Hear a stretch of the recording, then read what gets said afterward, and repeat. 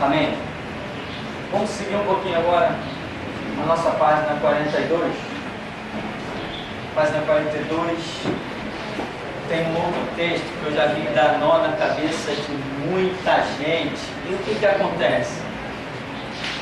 Quando você é acometido de um texto bíblico que te gera uma dúvida, dependendo do nível desta dúvida, você pode ter um problema sério, muito sério. Se isso chocar demais com os seus conceitos, com os seus princípios, se você não conseguir um entendimento, isso gera um problema sério. E um dos textos, por exemplo, que são muito fortes, em que eu vi verdadeiros desesperos dentro das denominações batistas, assembleias, e tudo que foi denominação que eu passei. Que fala no item 6, sacrifícios humanos, Juízes capítulo 11, é aquele texto que um homem, parece que chama Jafté, né? Ele vai para uma guerra e no meio ali do calor da batalha, ele diz que se Deus o desse vitória sobre os seus inimigos, que a primeira coisa da sua casa lá, que saindo ao seu encontro, ele sacrificaria ao Senhor. E quando ele chega, a filha dele vai ao encontro dele, festejando o retorno dele, e ele demonstra aquela tristeza porque diz que tinha feito um juramento a Deus, e ela diz: então, pai, que cumpra o seu juramento. E aí conta o texto bíblico uma série de situações, dentre elas é enfatizado que a menina foi chorar, convidou as suas colegas e foi chorar a sua virgindade. Dentro de um contexto da época em que o não casar-se era considerado até uma vergonha, realmente era, e a menina vai chorar a sua virgindade, dá a entender que o voto que Jafté fez sobre a sua filha incidiria em proibi-la de casar. Dá a entender, pelo menos a mim, dá a entender claramente deste episódio. Porém, aparece a palavra sacrificar, né? Oferecerei em sacrifício. E o normal do entendimento desta palavra, sacrifício, é aquilo que é morto, né? Aquilo que muitas vezes é até queimado, vira cinzas. Aquilo que é queimado para se transformar até em cinza. Isso é o contexto que a Bíblia vem nos trazendo sobre o significado da palavra sacrifício no Antigo Testamento. Normalmente esta palavra no Antigo Testamento aparece trazendo esse sentido de morte, de transformar em cinza. Você acha que um homem faria isso para vencer uma guerra? Chegaria ao ponto de dizer que vai fazer isso para a própria filha? Ainda mais um homem que conheça o nosso Deus, ele faria isso? Quando nós examinamos, tem aí alguns textos bíblicos, por exemplo, eu botei refutação. Quer dizer, refutação é quando você tem uma opinião contrária ao que está sendo dito. Ou seja, eu estou falando de sacrifícios humanos, mas embaixo eu estou refutando, estou mostrando o contrário disso. Ou seja, lá Levítico 18, 21, Deuteronômio 18, 9, e temos também a experiência de Abraão. São fatos que nos mostram que Deus não aceita sacrifício de vidas humanas. Isso aí está encerrado na história do nosso Deus. Ele não aceita oferta de sacrifício de vidas humanas. Jafté, que é um líder em Israel, está liderando o exército. Sabia disso? Sabia. Estamos falando de um episódio do livro de Juízes. Então já passou aí todo o Pentateuco. A nação de Israel ali já está vivendo uma história, já atravessaram o Mar Vermelho, já tem a história, tem uma história muito longa, já tem uma história de centenas de anos aí configurada. E Jafté está vivendo um momento em que ele vem e fala de sacrifício. Quando nós vamos para o dicionário da língua portuguesa, nós vemos aí esses significados que nós achamos. Palavra sacrifício: imolação, né? Sacrifício de vítima por fogo. Ou sacrifício ainda, ato que envolve renúncia, abnegação ou sofrimento em favor de outrem. Então, a palavra sacrifício que está escrito na nossa Bíblia em português, quando você vai ao dicionário, ela não traz só o sentido de morrer, como diz aí, através do fogo, ou seja, ser consumido até as cinzas, mas ela ainda traz o significado de que um sacrifício pode ser apenas uma renúncia. E renúncia é justamente o que nós identificamos na filha de Jafté, em que ela foi chorar a sua virgindade. Ela nunca seria dada em casamento, viveria todos os seus anos na casa dos seus pais e não poderia casar-se. Um voto muito atrevido, porque votos só podem ser feitos entre nós e Deus, não podemos envolver ninguém. E isto aí é em todo tempo. Desde que o homem foi posto sobre a terra, o conceito do homem se relacionar com Deus sempre foi pessoal. Então Jafté fez um voto que ele não poderia nem ter feito.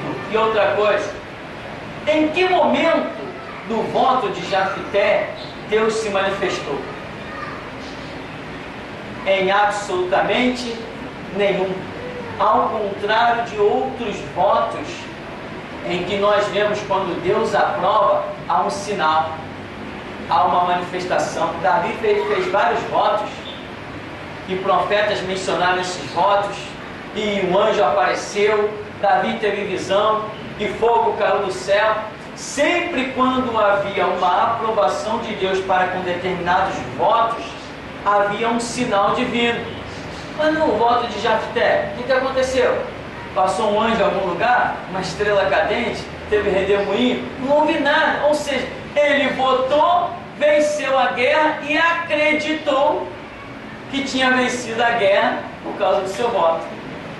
Já era projeto de Deus dar vitória a Israel sobre todas as guerras. Hoje tem gente que é a mesma coisa. Eu vou jejuar. Deus me dá a vitória nessa causa. Ganhou a causa, jejuou. Eu ganhei a causa porque eu jejuei. E Deus não está nem aí para o jejum do cara. Entendeu? Às vezes, alcançou uma causa, não tem nada a ver espiritual na questão. Nada a ver espiritual. E às vezes até tem o espiritual, mas Deus deu a vitória porque ia dar a vitória. Mas não por causa do jejum. Mas ele acredita que o jejum foi capaz de lhe dar a vitória. Assim como Jafté deve ter acreditado, até hoje deve estar acreditando, que o seu voto de deixar sua filha virgem sem casamento teria sido aquilo que lhe deu a vitória. Para mim, viajou, pegou as ondas do Havaí. Não tem nada a ver para mim. Agora, muitos cristãos quando leem isso aqui ficam doidos. Caramba, Deus permitiu um sacrifício de vida humana? Deus não está nem aí. Deus nem passou no cenário. Deus nem apareceu. Mas o camarada acha, lembra daquele debate lá da rádio? O camarada acha que tudo que está na Bíblia é bíblico. É bíblico, mas eu preciso entender o que é um registro inspirado, o que é um fato inspirado. Eu preciso entender que em Mateus 4 é o diabo falando, não é Deus. Eu preciso entender que lá em Deuteronômio, em Lucas, em um monte de passagens bíblicas, existem homens escrevendo, com boas intenções até. Paulo tinha boa intenção quando disse, mulheres, não cortem o cabelo. Era boa intenção, era má. Ele não buscava edificar a igreja de Cristo. Ele tinha boa intenção, mas errou. Não adianta, errou e ponto final. Ele tinha que defender a doutrina certa, dizer que, como ele tinha dito, olha, a circuncisão é aonde? No coração. Então ele tinha que, da mesma maneira, dizer assim, olha, esse negócio de corte de cabelo, esquece isso. Vamos ver os frutos da vida de cada um. Nenhum cristão é identificado por corte de cabelo, nem por roupa. O cristão é identificado quando ele abre a boca e fala das grandezas de Deus. A língua que o Espírito Santo usa, essa é de Deus. A que ele não usa, não é de Deus, é para mostrar. Então Paulo ali errou também, mas tinha má intenção? Não, claro que não. Paulo está dando a vida pelo Evangelho, ele tem boa intenção. Mas cuidado, porque de boa intenção o inferno está cheio.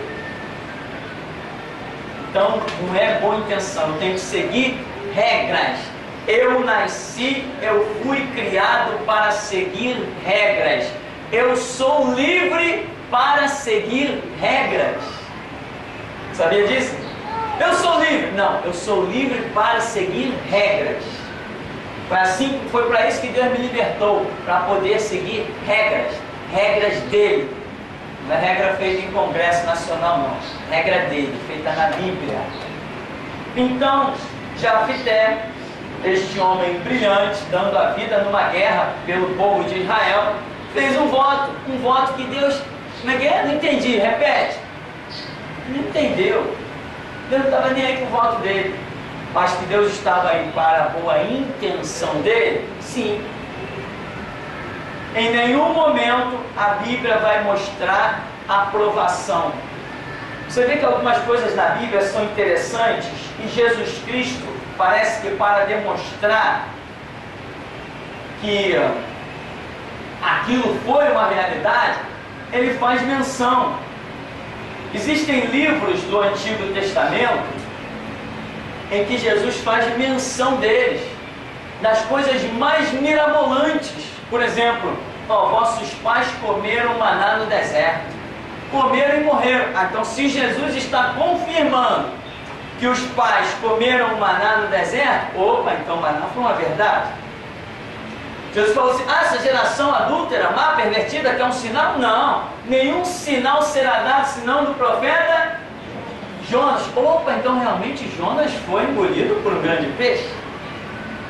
Senão Jesus não ia fazer uso de uma mentira, de uma fábula, de uma historinha. Jesus Cristo não ia fazer isso. O unigênito do Pai não veio ao mundo para fazer uso de uma fábulazinha. Mas Jesus nunca mencionou a disputa do corpo de Moisés entre Satanás e o arcanjo Miguel, né? Jesus nunca mencionou esse negócio. Jesus falou do profeta Jeremias. Jesus falou do profeta Ezequiel. Inclusive usou a expressão filho do homem, fazendo alusão ao ministério de Ezequiel. Jesus falou do profeta Isaías. Claro que falou. Jesus falou tudo aquilo que é confirmado na Escritura. Parece que Jesus no Novo Testamento vem e dá uma palavrinha, ainda mínima que seja, para confirmar o livro, para confirmar o episódio. Agora, quando foi que Jesus falou do sacrifício de Jafté? No voto de Jafté? Jesus falou de Abraão. Daniel. Jesus falou de Daniel. Você está entendendo? Mistério glorioso. Jesus veio como confirmação. Porque o Antigo Testamento é a promessa. E o Novo Testamento é o cumprimento desta promessa. Então Jesus vem e sai mencionando aquelas coisas lá de trás. Você vê que o evangelista Mateus, quando escreve, ele diz assim, Jesus fez isso, isso e isso, para que se cumprisse o que está escrito no profeta tal. Jesus fez isso, para que se cumprisse o que está escrito no profeta tal. Então Jesus, tanto com as suas palavras, quanto com a sua vida, ele confirma os episódios do Antigo Testamento. Mas ele nunca confirmou o voto de Jafté. Ele nunca falou, assim como Jafté fez aquele grande voto, eu não fez. Então, isso é um entendimento raro. Isso é um entendimento muito raro. Normalmente as pessoas passam por cima disso e acabam não tendo a sabedoria suficiente para concluir certos episódios. Então, eu creio que Jafté não sacrificou filha nenhuma, e creio mais ainda que o voto dele não serviu para nada. Agora me crucifiquem os meus amigos. Podem me crucificar, mas que eu vou andar no que eu creio, pô, assim não. Bom, então, para mim, a palavra sacrifício no voto de Jafité, ela inclui uma renúncia, abnegação ou sofrimento que a sua filha acabou tendo que fazer por causa do seu voto meio doido, atrevido, né? Teve um outro homem que fez um voto também bem atrevido. Quem foi ele? Saul, né? Qual foi o voto dele? Foi que naquele dia nenhum homem de Israel comesse nada. O cara está decretando jejum até pelos outros. Nós não precisamos ir longe, né? Tem igreja por aí que decreta, não tem? Olha, o dia tal é o dia do jejum, todo o povo em jejum. Eu já participei de igreja assim. E pior, ainda fiz o jejum. E com uma fome. Então, se tem pastores hoje, a igreja está quase saindo da terra, e tem pastores hoje decretando jejum. Lá em Minas, então, esses interior aí, uma catástrofe. Os pastores chegam a decretar 2, 3 dias de jejum. Mas eles têm regra no jejum, ó. No primeiro dia é um jejum de carne, não pode comer carne. O segundo dia é o jejum de refrigerante, não pode tomar refrigerante. No terceiro dia é outro jejum, e vão fazendo assim. Ou seja, as pessoas ditando regra de conduta para outra pessoa. Não, servo de Cristo não aceita regra de conduta vinda de outras pessoas que não seja o próprio Cristo, senão nós aqui estaremos nos curvando à Constituição. E não nos curvamos, porque regra de conduta para as nossas vidas só a que vem do alto, só a que vem de Jesus Cristo. Mas a história vai tomando seu lugar. Nós temos ainda aí Saul, né? Falamos dele, aparece aí Saul e a pitonisa. Lembra? Isso aqui você vai examinar os textos, com as informações que você está recebendo, com a graça que o Espírito Santo está concedendo a você, na sua mente. Você vai examinar os textos e você vai ter não só conclusões poderosas do que estamos falando, como revelações chegarão até você. Saul e a pitonisa, 1 Samuel 28, foi aquele episódio em que Saul está desesperado. Deus rejeitou Saul, já o havia abandonado, já tinha ido em busca de outro substituto que era Davi. E Saul, naquele desespero, ele quer ouvir um sobrenatural de qualquer maneira. Ele vira para os seus capitães: arranja aí uma mulher feiticeira para que eu a consulte. Ele mesmo já tinha mandado matar tudo que era feiticeiro que existisse nos termos de Israel, mas desconfiava que ainda alguma existia. E ele pede para o seu capitão arranjar uma feiticeira. Ora, por que ele não perguntou assim: onde tem mais feiticeira aí para a gente exterminar?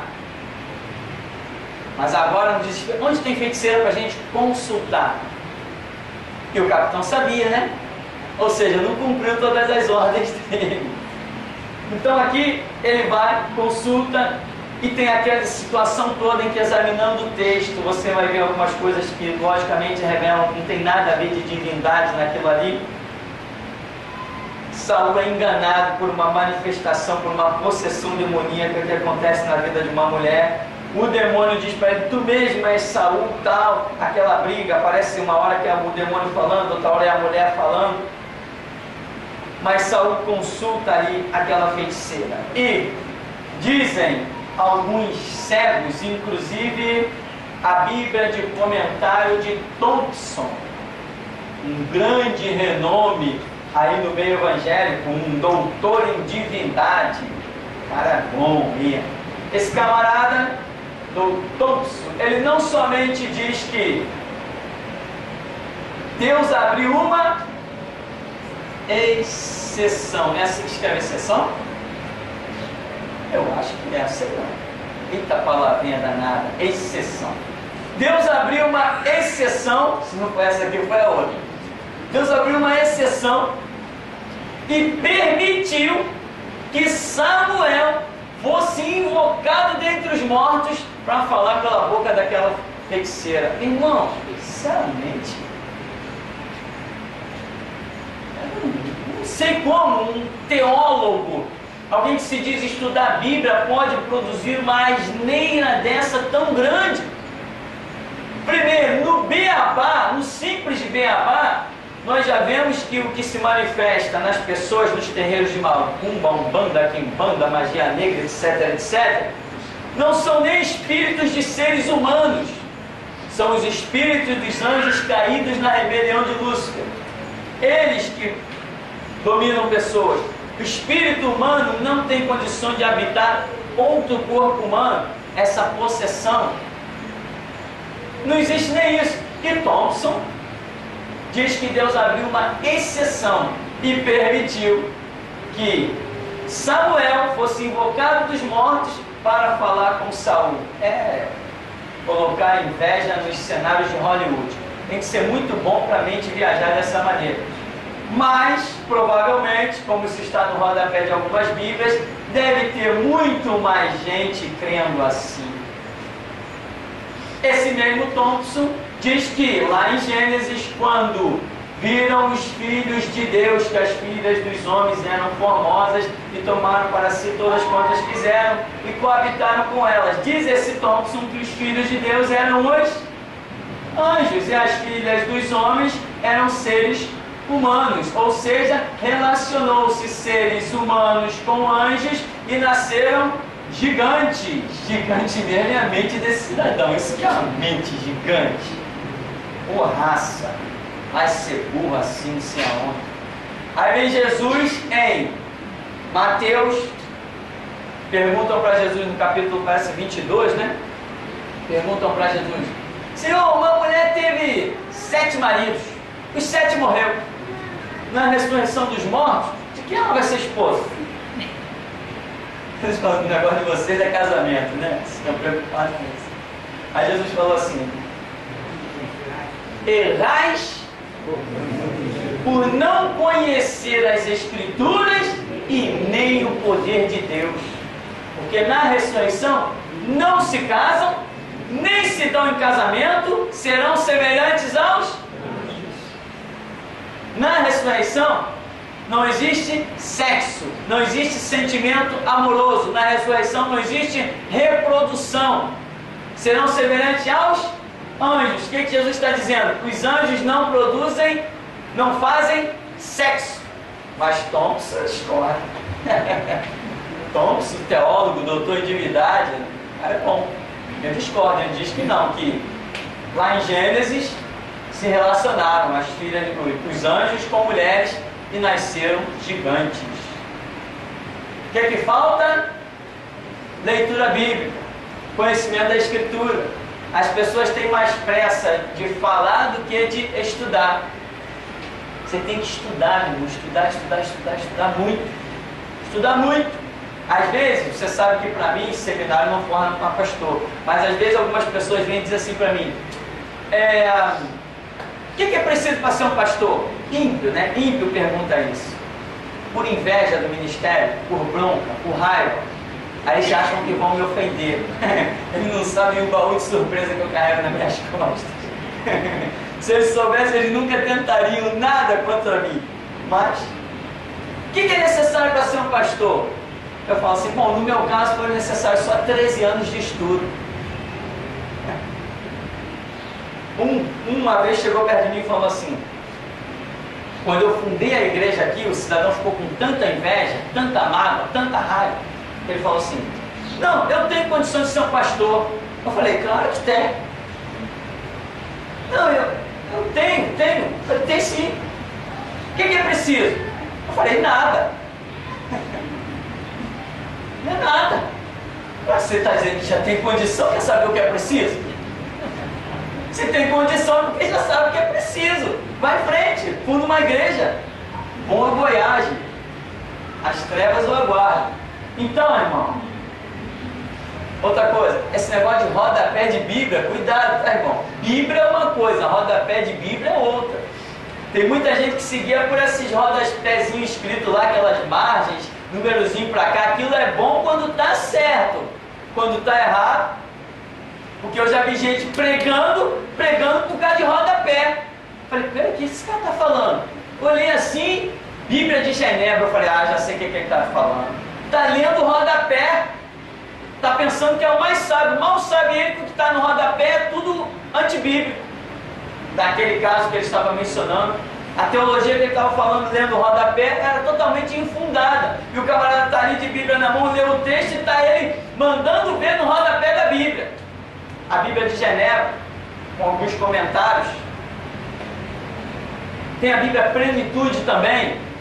Eu até tenho uma versão dessa. Também tem muito comentário de rodapé.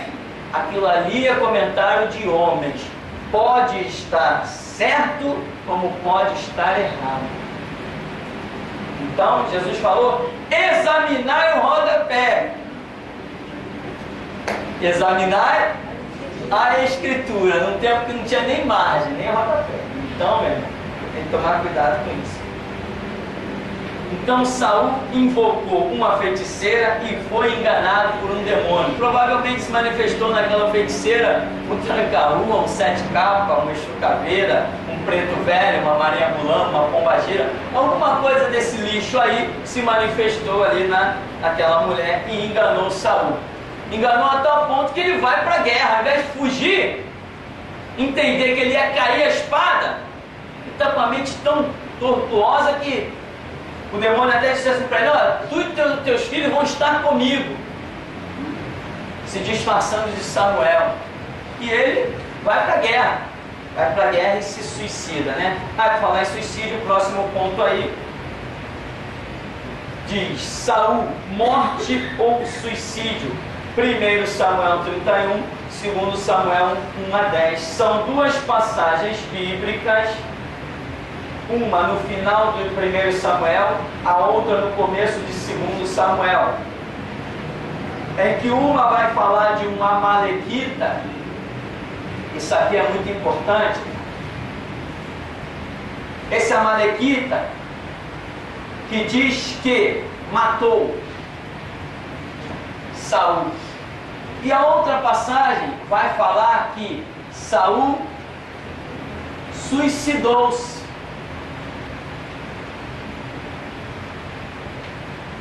Quando o amalequita traz a notícia para Davi, dizendo, Saul estava em opressão, então ele pediu que eu matasse, eu matei. Aí Davi diz assim, tu, um estrangeiro, matou um ungido do Senhor? Davi também demorou a entender as coisas no caso, né? Irmão, a pessoa é ungido do Senhor até a hora que Deus está com ela. Quando Deus diz assim, eu rejeitei, não é mais ungido do Senhor. Não é mais, acabou a história.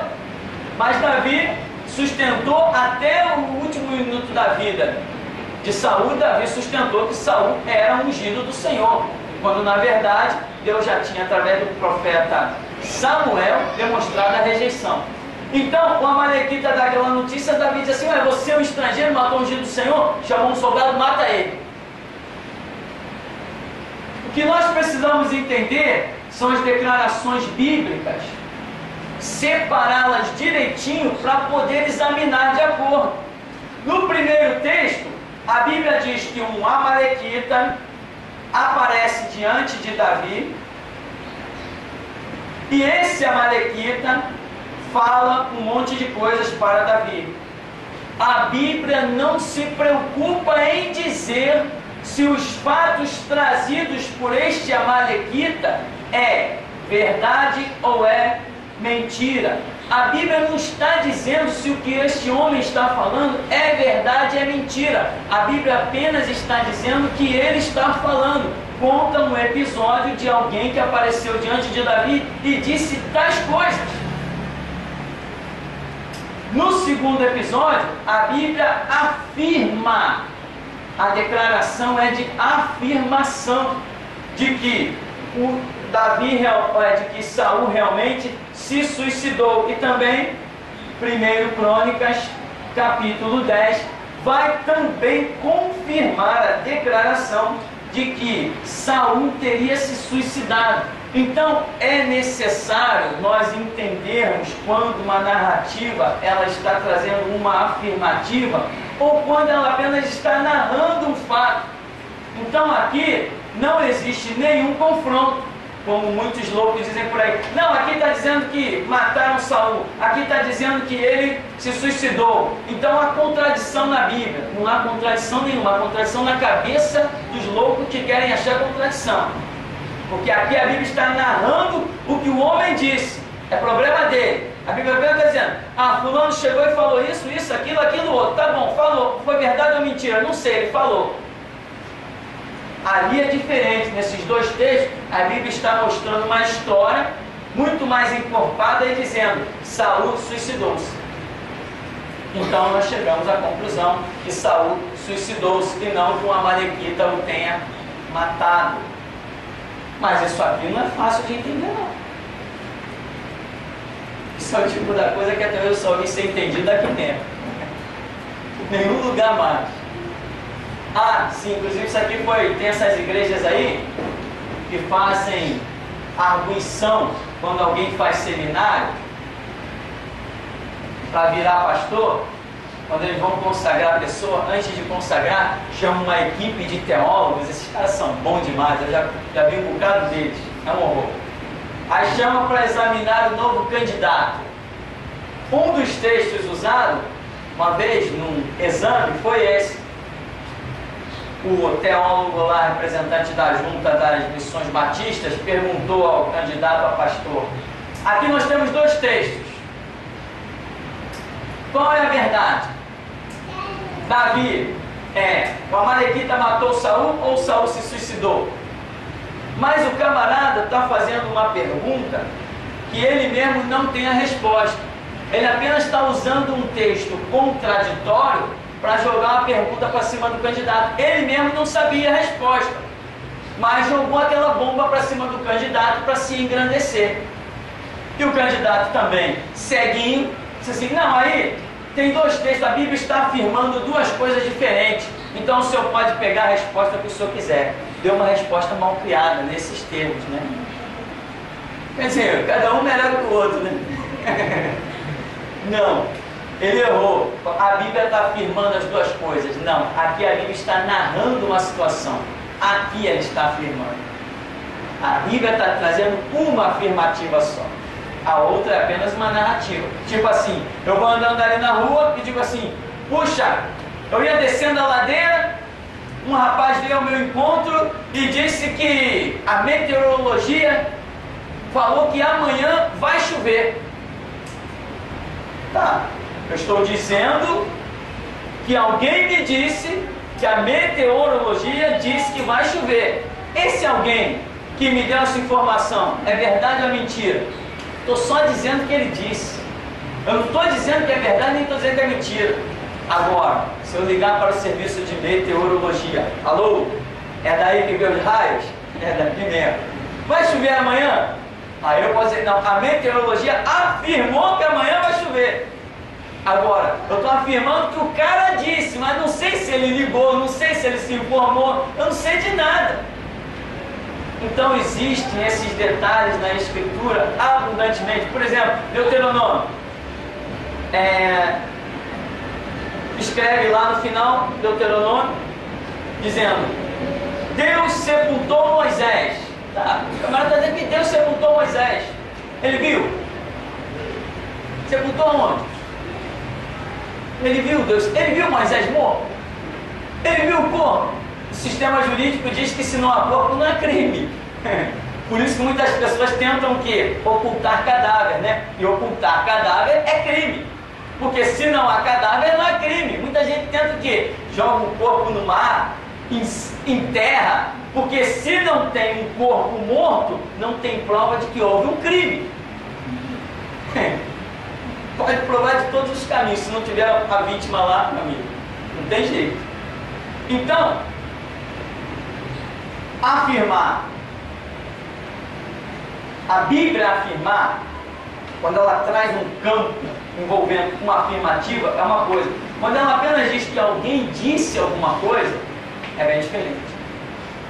Então, isso acontece em Deuteronômio. Isso acontece com Judas, o apóstolo Judas, quando diz que o arcanjo Miguel contendia com o diabo a respeito do corpo de Moisés. Tá, aonde? Onde que houve essa contenda? Dá para me dizer? Quem fotografou isso aí? Quando foi que isso aí existiu em qualquer campo da Escritura? Se isso tivesse acontecido, poxa, Gênesis, Êxodo, Levítico, Número, Deuteronômio, Josué, Juízes e Ruth, atravessou tudo. Todos os milhares de anos de história atravessou com isso oculto para depois chegar em Judas, uma folhinha antes de Apocalipse e ser revelado. Só Judas toca nesse assunto? É muito pouco para que eu dê crédito a isso. Porque dentro da minha cabeça, diabo não disputa corpo de Saulo. Imagina, o fato de Moisés ter sido um rebelde, ao invés de ordenar a rocha, bater na rocha, isso seria o bastante para ele tirar a sua salvação? Jamais, o diabo não tinha a mínima chance. Então, é um fato que não tem fundamento na Escritura. Bom, deixa eu ver, terminamos aí? Podemos terminar aí, porque o próximo episódio diz: seria Judas um traidor irremediavelmente perdido? Se você examinar os textos, você verá que Deus jamais predestina alguém ao erro, como também não predestina ninguém ao acerto. Deus não predestina ninguém para acertar e muito menos, diria eu, predestina para errar. Porque Deus não tem prazer na morte do ímpio. Porém, a Bíblia até diz que Deus tem prazer na morte dos seus santos, mas na do ímpio nem pensar. Então, nem Judas, nem Faraó, jamais predestinados ao erro. Todo ser humano tem o livre arbítrio. Então, Judas foi um traidor irremediavelmente perdido, como dizem uns aí, né? Estava predestinado ao inferno. Não, examinando a Escritura, os textos que tem aí na apostila, você vai chegar a uma conclusão muito óbvia de que não houve nada disso. Mas Judas foi chamado por Jesus como filho da perdição. Tá bom, e Jesus também chamou os judeus de filhos do diabo. E eles eram filhos do diabo? O diabo gerou alguém? Ah, bom, depende, pergunta para Thompson, né? Se perguntar para Thompson, pode ter surpresa. Então, o que acontece? Jesus falou: vós tendes por pai o diabo, porque quereis me matar. Aí Jesus diz assim: Judas foi o filho da perdição. Por quê? Porque não aceitou a regra do Evangelho, traiu o unigênito do Pai. Então, esses são detalhes que você vai examinar, está aí na Escritura, na apostila. Eu tenho certeza que se você for uma pessoa aplicada, vai entender muito bem, que breve vai estar dando aula aqui. Eu estou um pouco cansado. Vamos orar em nome de Jesus?